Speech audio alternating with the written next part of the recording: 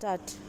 पताकस्य त्रिपताकस्य अर्धपताकाकर्तरीमुखः मयूराख्यो अर्धचन्द्रस्य करालः शुकतुण्डकः मुष्टिश्याशिखिराजस्य कपित्थः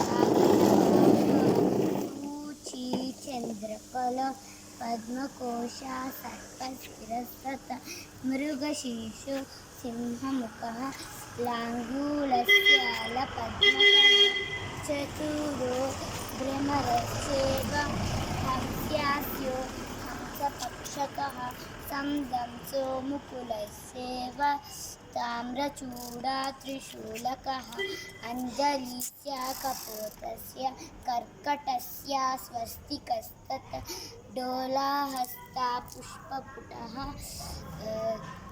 उत्सङ्गो शिवलिङ्गकः।